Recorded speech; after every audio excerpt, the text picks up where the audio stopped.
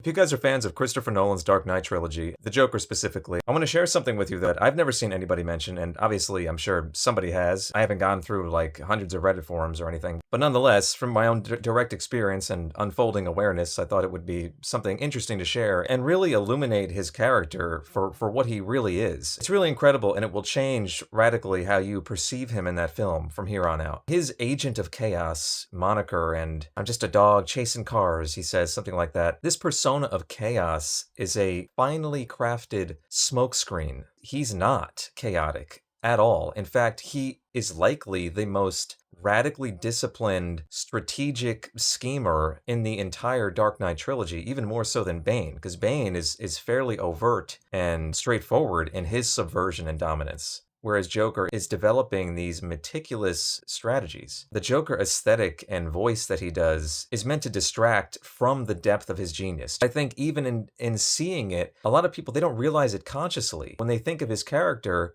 because it is so compelling on its face, the makeup and that grit that he has to him and that imagery and that like pseudo whimsical contrast between his behavior and how he looks, people like often don't realize what he really is. He's almost a sort of metaphor for like a subversive political entity, and the Joker mask is like propaganda, like veiling what's really happening. He's clearly has some desire to conquer Gotham. He's pitting everyone against one another, right? Divide and conquer. Just look at the beginning of the film. It perfectly and very intentionally communicates to the audience. He is an analytical force of nature, the likes of which we have never seen. He organizes this bank heist so meticulously that by instructing each of his minions to kill the other, he doesn't have to share the money with anybody.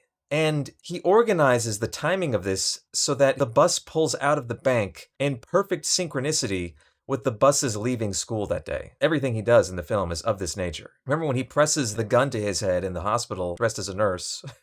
He wants Harvey to have this idea that his life is in his hands. But obviously, it's his gun.